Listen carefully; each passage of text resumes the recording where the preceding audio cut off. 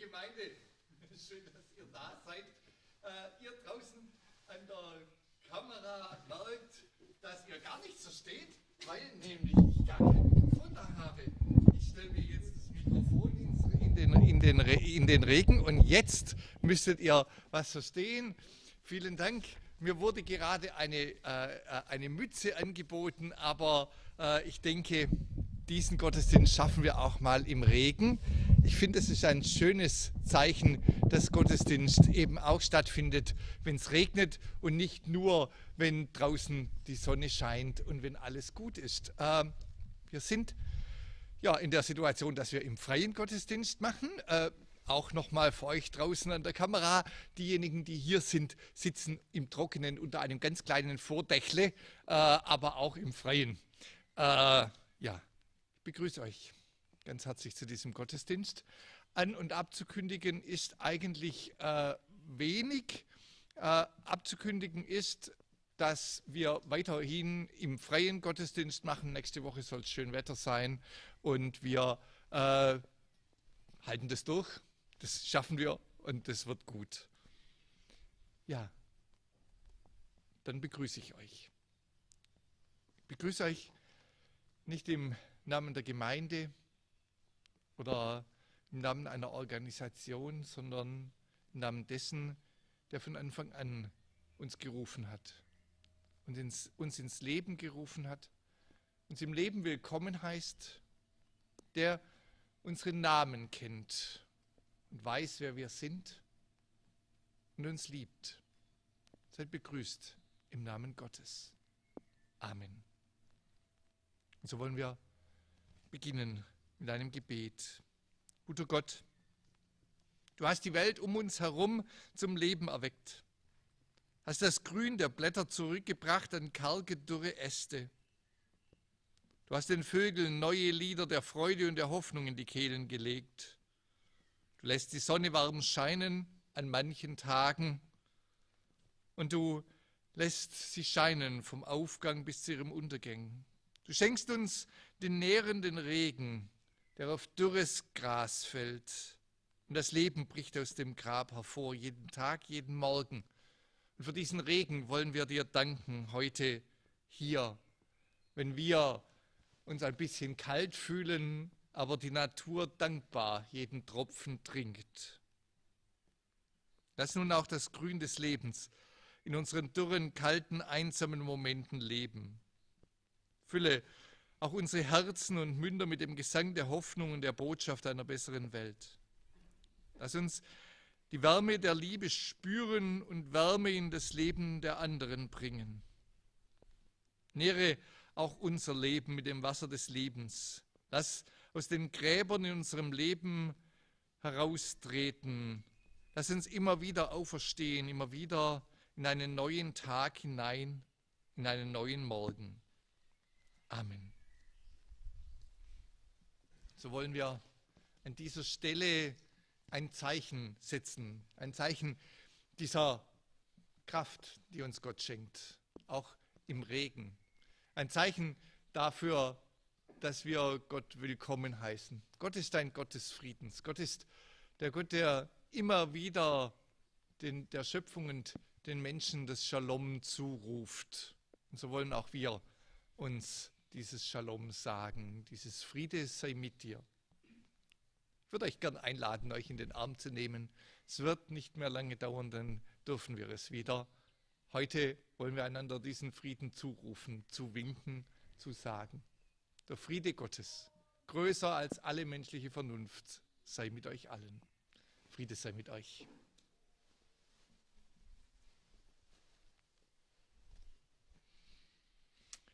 Wir hören als erste Lesung den 23. Psalm.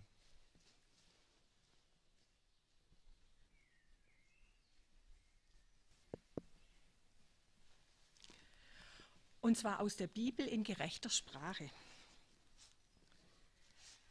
Ein Psalm von David. Adonai weidet mich, mir fehlt es an nichts. Auf grüner Wiese lässt Gott mich lagern. Zu Wassern der Ruhe leitet Gott mich sanft. Gott, lässt meine Lebendigkeit zurückkehren. Gott führt mich auf gerechten Spuren. So liegt es im Namen Gottes. Wenn Finsternis tief meinen Weg umgibt, fürchte ich nichts Böses. Ja, du bist bei mir. Dein Stab und deine Stütze, sie lassen mich aufatmen. Du bereitest einen Tisch vor mir, direkt vor denen, die mich bedrängen. Mit Öl salbst du mein Haupt. Mein Becher fließt über. Nur Gutes und Freundlichkeit werden mir alle Tage meines Lebens folgen. Und ich werde zurückkehren in das Haus Adonais für die Dauer meines Lebens. Amen.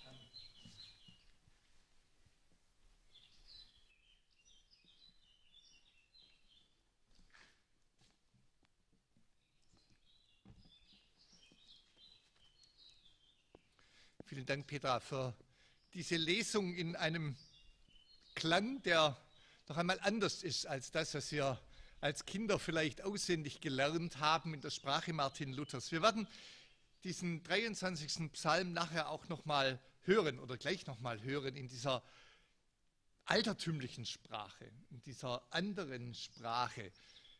Ich werde ihn nochmal lesen, nicht weil du ihn nicht gut genug gelesen hättest, im Gegenteil, sondern weil, als ich meine Predigt geschrieben habe, ich diesen Klang in den Ohren gehabt habe und mit den Worten spielen will, diese Worte des 23. Psalmes noch einmal betrachten will. Lass uns aber zuerst beten. Guter Gott, sei du jetzt hier und gib du uns mit deiner Gegenwart so, wie du uns segnest mit deinem Regen und dem Gesang der Vögel im Hintergrund, mit dem Licht, das da ist für uns.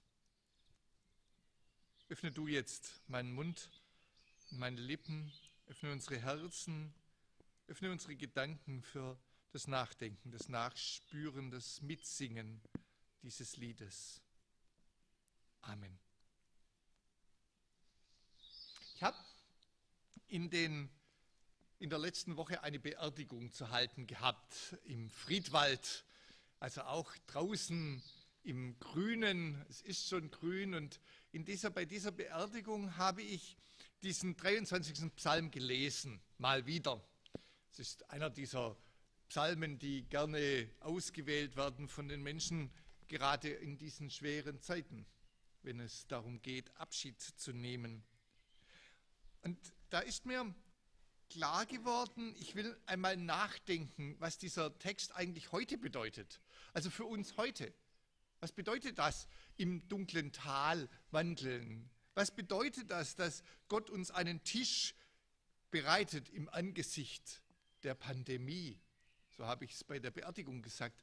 Und deswegen habe ich einfach an dieser Stelle noch einmal nachgedacht. Und ich will diesen Text noch einmal lesen. Der Herr ist mein Hirte, mir wird nichts mangeln. Er weidet mich auf einer grünen Aue und führet mich zum frischen Wasser. Er erquicket meine Seele. Er führet mich auf rechter Straße um seines Namens willen. Und ob ich schon wanderte im finsteren Tal, fürchte ich kein Unglück, denn du bist bei mir. Dein Stecken und Stab trösten mich.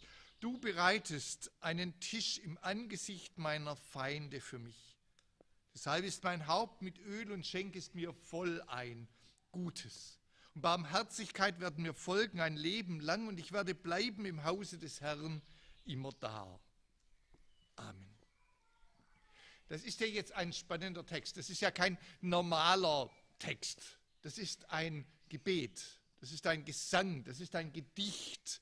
Und ich finde es ganz spannend, auch beim Lesen jetzt wieder, was da passiert. Habt ihr es gemerkt, wie der Sänger des Psalmes, es war wohl David, selber der König, der früher ein Hirtenbub war, der das gesungen hat, wie er wechselt. Da redet er zuerst über Gott und dann auf einmal, ja, er hebt seine Augen auf. Ich kann es beinahe sehen, wie er da sitzt mit seiner Harfe und den Menschen erzählt, der Herr ist mein Hirte, und dann auf einmal nach oben schaut und direkt Gott anspricht, direkt mit Gott singt, direkt zu Gott spricht. Und jetzt kann man natürlich über so einen Text auch predigen, kein Problem. Man kann da sehr verkopft drüber reden. Ich habe heute aber mal versucht, etwas anderes zu machen. Ich habe mich einfach mal anleiten lassen von dieser Frage, was passiert, wenn ich mit diesem Text mit Gott rede. Es ist keine Predigt, sondern eine Predigtmeditation. Ein Nachdenken. Und ich werde nicht zu euch reden, sondern direkt mit Gott. Der Herr, Adonai, Hashem, jener Name, den wir fühlen dürfen, singen dürfen und der doch ganz anders ist. Der Herr, schöpferische Kraft, von Anfang an Atemhauch Gottes.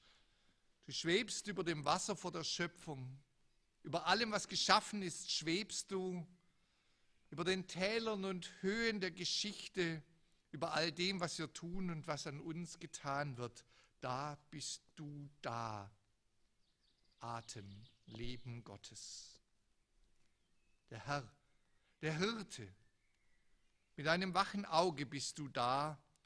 Und von der Schöpfung her weidest du die Sterne, die Sonnen, die Planeten, unendliche Weiten, ungezählte Galaxien in ihrem Tanz. Du gibst ihnen Raum und Zeit, damit sie leuchten, tanzen und singen. Unhörbar für unsere Ohren, unbegreifbar für unsere Augen und dennoch schön. Du gibst ihnen Raum, damit sie sein können, wie sie sind. Du stehst Wacht über sie, dass die Dunkelheit sie nicht verschlingt, noch die Kälte des Alles sie überwindet. Du gibst ihnen Platz für ihre Bahnen und lässt sie doch frei fliegen.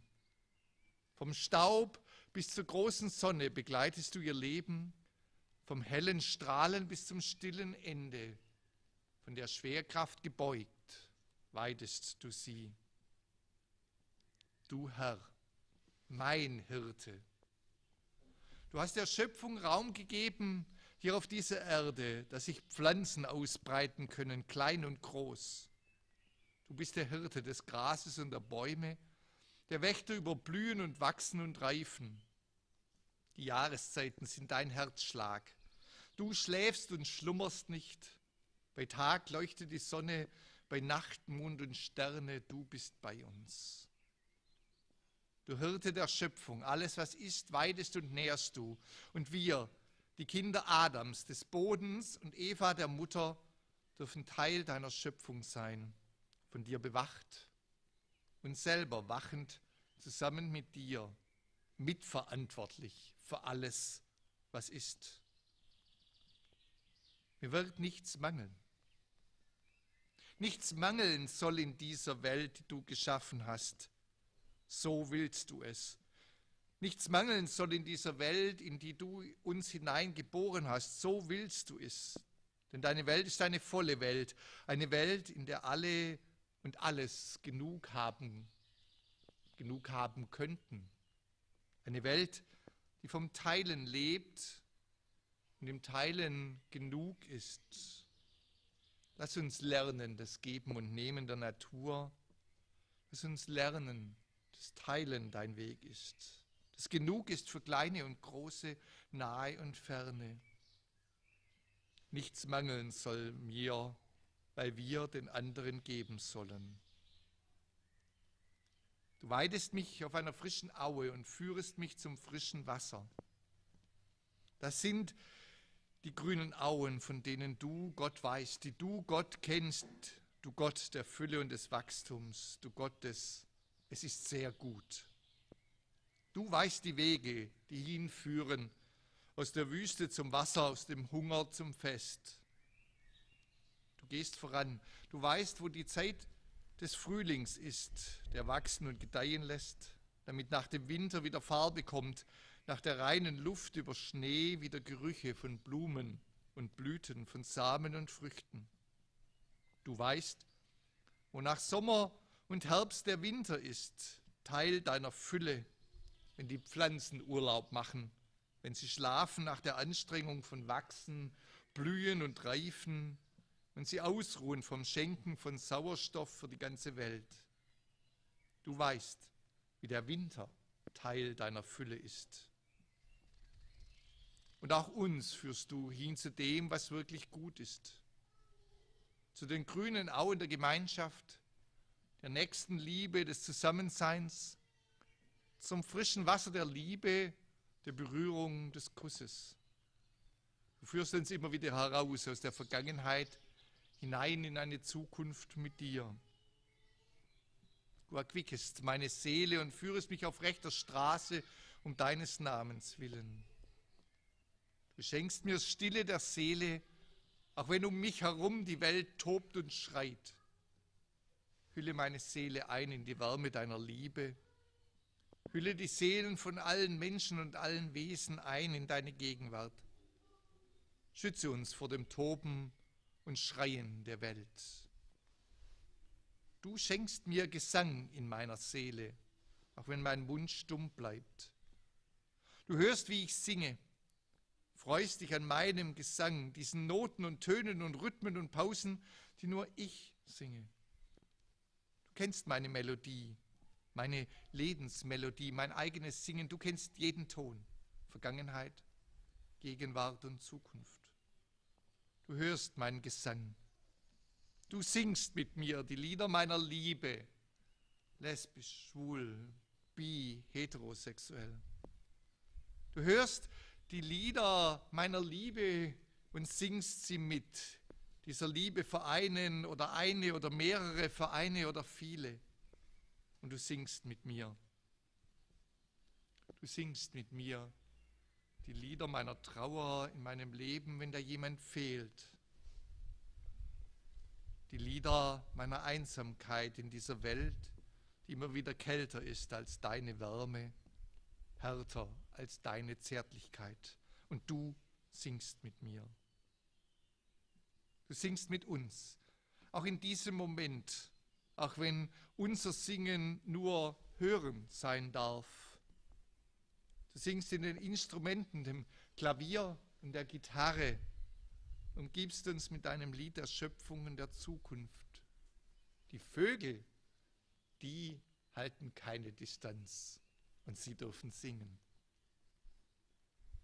Du singst mit allen, mit den Liedern, die wir kennen und denen, die uns fremd sind. Du singst in allen Sprachen und Tönen, laut und leise, nah und fern. Du singst mit uns.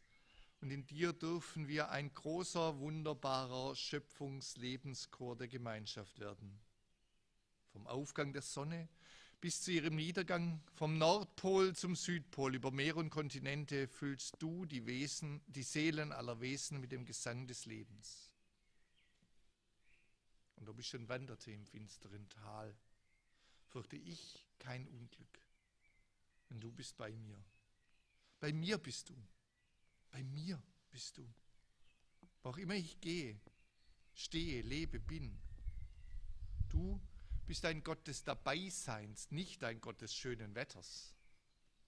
Du bist der Gott, der mutig hineingeht in die Zeiten meiner Zweifel, der da ist in meiner Not, der meine Wege in den Tälern der Schatten des Todes kennt. Auch dort bist du da. Mitten in meinem Unglück leidest du mit mir. Du bist der Hirte, der hineingeht in die Dornengestrüppe des Lebens, wenn ich den Weg verloren habe, wenn mein Weg hineinführt in Einsamkeit und Angst. Dann kommst du mit, bahnst einen Weg hinter mir her, brichst meinem Leben vor mir Bahn, damit ich Raum habe in den Dornen. Wenn sie mich jagen, verfolgen, vertreiben aus der Gemeinschaft und dunkle Wege meine Wege sind, wenn sie mich nicht wollen auf ihren grünen Auen an ihrem Wasser, wenn ich ihnen zu anders bin, zu fremd, wenn ich unwillkommen bin in ihrem Reichtum, wenn sie nicht sehen, vor welcher Angst ich fliehe, dann kommst du mit mir. Und deine Haut, Hirte meines Lebens, wird zerkratzt und zerfetzt, deine Füße zerstochen, deine Hände verletzt, so wie meine Haut, meine Füße, meine Hände. Und du wanderst mit mir im Unglückstal, im finsteren Tal, in Dunkelheit und Kälte. Du bist bei mir. Du bist bei all denen, die da wandern, vertrieben sind, auf der Flucht. Du bist bei mir. Du gehst mit mir den Weg. Du weißt einen Weg und ich bin nicht allein. Und dein Stecken und dein Stab, sie trösten mich. Denn du bist der Hirte, der Kämpfer für Gerechtigkeit, die Streiterin für das Gute. Du schaust nicht weg, wenn Gefahr droht, wenn die Raubtiere der Welt um deine Herde schleichen, wenn sie warten, bis eines deiner geliebten Kinder schwach ist oder alt. Dann bist du da, mit Schild und Stab, mit Schutz und Verteidigung. Wie eine Löwenmutter für ihre Kinder, so kämpfst du für uns. Wie eine Glucke die Küken unter ihren Flügeln schützt, so rufst du uns zu dir. Und du legst deinen Stecken und deinen Stab in unsere Hände, damit wir für die Nächsten einstehen, für die Schwachen, die Fremden, die anderen, die Andersartigen. Du legst deinen Trost in unsere Hände, damit wir Trost und Schutz für die Welt sind, für alles und alle. Du legst diese große Verantwortung in unsere schwachen Hände, denn du vertraust uns. Du weißt, dass wir stark sind, stärker, als wir selber es glauben.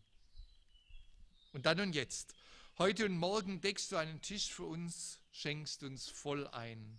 Bei dir ist die Fülle des Festes der Zukunft, der Gegenwart. Selbst wenn alle um uns herum lachen, wenn sie Feinde sein wollen, dann ist dein Tisch da für uns. Du deckst den Tisch, den die Gierigen nicht abräumen können. Du füllst den Teller, den die Verfressenen nicht leeren können. Du schenkst uns ein den Becher der Liebe, den niemand leeren kann. Du deckst den Tisch im Angesicht von Feinden, von Trennungen, von Angst und Not. Du deckst den Tisch, mitten in der Pandemie deckst du ihn, mit Platz für uns alle, mit Freude und neuen Ideen. Du deckst den Tisch mit Schüsseln voller Hoffnung und Lachen, mit Tellern voller Teilen und Gemeinschaft, mit Bechern des Festes und Krügen der Fülle.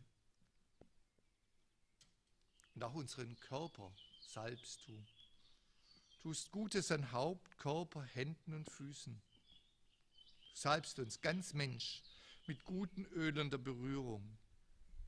Du berührst uns, nicht nur Seele und Geist, sondern ganz und gar unseren Körper salbst du. Du kennst uns, jede Stelle, jeden Zentimeter Haut, nichts lässt du aus. Frisches Öl und duftender Balsam umhüllen uns. Keinen Teil lässt du aus. Du salbst unser Haupt mit Öl. Die Teile, die wir schön finden und jung, die uns Freude bringen.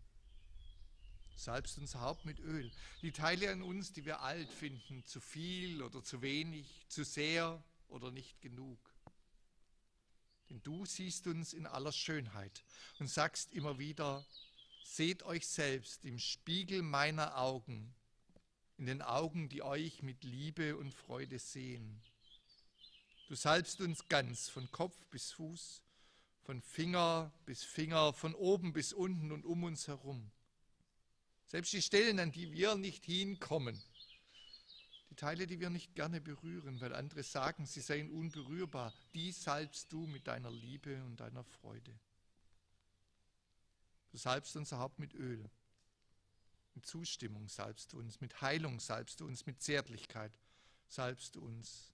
Nichts ist dir fremd in Gegenwart und Zukunft. Du salbst den Menschen, der ich immer schon sein soll, in all dem, was schon war, in dem, was ich bin, zu dem, wohin ich werde, verändere, entwickle. Du bist bei mir mein Leben lang. Gutes, das du bist, wird mir folgen. Barmherzigkeit, die du bist, wird mir folgen auf allen meinen Wegen. Gutes soll mich umgeben. Barmherzigkeit um mich herum sein. Gutes soll ich tun, mein Leben lang, und Barmherzigkeit leben soll ich. Gutes und Barmherzigkeit sollen mir folgen, sollen das sein, was ich auf dem Weg hinterlasse. Gutes und Barmherzigkeit sollen die Spuren sein, die mein Leben in der Welt hinterlässt. Gutes und Barmherzigkeit werden mir folgen mein Leben lang. Denn ich werde bleiben bei dir. In deinem Haus soll meine Wohnung sein. Ich darf bei dir sein und du bei mir. Wer mich besucht, wird willkommen sein bei dir, denn in deinem Haus bin ich gerne.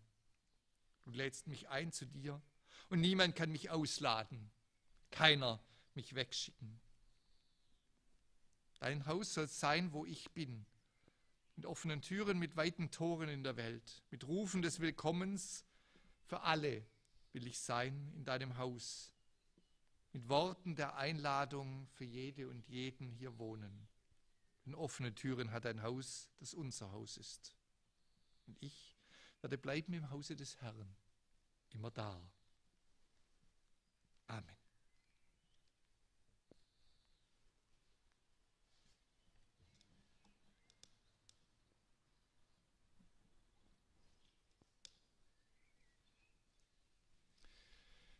Liebe Geschwister,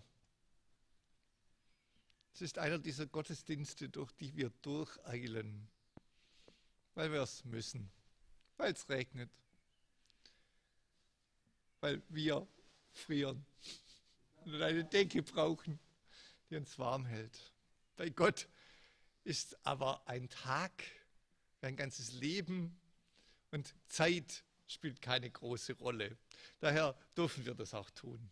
Es darf so sein. Gott zählt nicht die Minuten, sondern Gott zählt, wie wir in unserer Seele da sind. Daher darf ich auch in diesem Gottesdienst sagen, es ist Zeit, über das Geben nachzudenken. Und auch da ist es so, Gott zählt nicht, was ihr in diesen Krug da reinlegt. Das darf der Kassenwart machen. Weil bei Gott ist die Fülle. Und aus dieser Fülle heraus leben wir. Es ist eine Einladung, wie alles, was wir im Gottesdienst machen. Wir freuen uns, wenn jemand was geben kann. Und wenn nicht, ist es genauso schön, weil ihr habt schon gegeben, damit, dass ihr da seid. So lasst uns beten.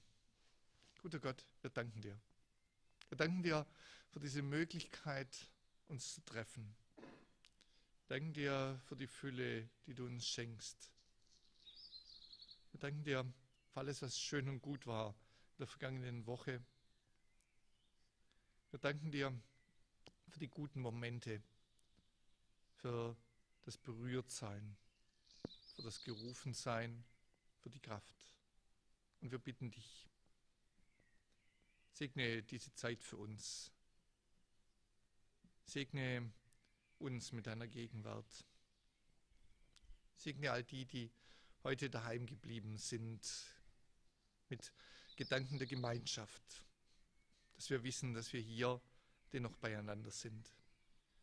Segne uns mit guten Möglichkeiten weiterhin hier Gottesdienst zu feiern und segne uns damit, dass Inzidenzzahlen runtergehen und Impfzahlen hochgehen und endlich wieder Gutes miteinander sein kann, dass wir näher beieinander sein dürfen, dass das, was wir so sehr vermissen, wieder Gegenwart für uns wird. Wir bitten dich uns besonders heute für diejenigen, die krank sind. Wir denken an Martin, wir denken an meinen Bruder, der gerade im Krankenhaus liegt. Wir denken an die vielen anderen, die deiner Heilung bedürfen, deinem Trost, deiner Liebe. Wir danken dir, dass wir mit all dem, was in uns ist, zu dir kommen dürfen, dass du da bist, da, wo wir sind. Amen.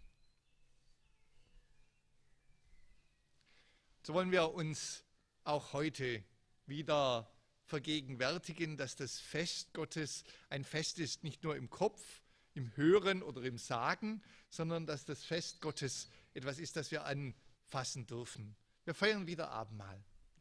Wir lassen uns Brot und die Frucht des Weinstockes bringen. Wir stellen sie auf unseren Altar. Wir haben den Regenbogen, der da irgendwo über den Wolken scheint, in unseren Händen als ein Zeichen der Gegenwart. So wollen wir diese Momente feiern. Guter Gott, lass uns deine Einladung für uns hören. Eine Einladung, die wir jetzt schon so lange feiern und nach der uns so sehr dürstet und hungert. Sei du bei uns in deinem Fest. Guter Gott, wir bringen Brot und die Frucht des Weinstockes. Getreide, das gewachsen ist dank deinem Regen. Wein, Trauben, die gewachsen sind dank deiner Sonne. Fleißiger Menschenhände haben gemahlen und gekeltert, haben gebacken und abgefüllt, damit heute Fest sein kann. Dafür danken wir dir. Und so erinnern wir uns in diesem Moment an das Fest, das Jesus selbst uns geschenkt hat.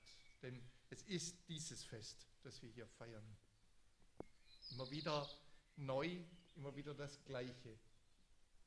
Immer wieder sind wir eingeladen an den Tisch, den Jesus selbst zu decken befohlen hat. Denn in der Nacht, bevor sie ihn alle verließen, da sagte er, lasst uns ein Fest feiern. Lasst uns beieinander sein, deckt einen Tisch. Er wusste, dass es der Tisch war im Angesicht der Feinde. Und es war reichlich eingeschenkt. Und Gutes und Barmherzigkeit waren da. Und mitten in diesem Fest, miteinander teilen, dann nahm Jesus Brot. Er dankte Gott. Er zerbrach's. Er gab es ihnen und sprach, nehmt und esst alle davon. Das ist mein Leib, der für euch zerbrochen wird, zur Vergebung der Sünden. Esst davon und so oft ihr es tut, tut es zu meinem Gedächtnis. Desgleichen nach dem Mahl nahm er den Kelch, gefüllt mit der Frucht des Weinstockes, dankte wiederum, gab ihnen den und sprach, nehmt und trinkt alle daraus. Das ist der Kelch des Heils, gefüllt für euch, mein Blut des neuen und ewigen Bundes, für euch vergossen. Trinkt daraus und so oft ihr es tut, tut es zu meinem Gedächtnis. Guter Gott, wir bringen, was wir haben. Und wir brauchen so viel mehr. Und wir wissen, bei dir ist die Fülle und du gibst nicht das, worum wir bitten, sondern das, was für uns gut ist, was von dir herkommt. Lege dich selbst auf diese Gaben von Brot und der Frucht des Weinstockes und vor allem lege dich auf die Menschen, die hier sind, die diese Worte hören, die mitfeiern, heute, morgen oder in der Zukunft. Fülle du uns mit dem Brot des Lebens und dem Kelch des Heils. Sei du bei uns und segne uns. Darum bitten wir durch Christus unseren Herrn. Amen.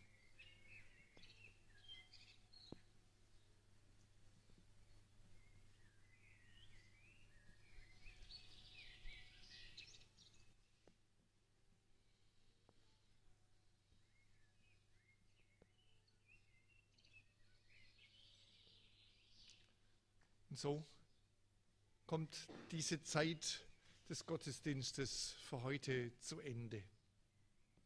Wir werden von hier heimgehen, aber wir wissen, dass wir im Hause Gottes immer bleiben. Und das Haus Gottes heißt Liebe. Und in dieser Liebe seid ihr geborgen. Lasst uns in den Segen Gottes hineinstellen. Der Herr segne euch und behüte euch. Er lasse sein Angesicht leuchten über euch und sei euch gnädig. Der Herr hebe sein Angesicht auf euch und gebe euch seinen Frieden. Amen.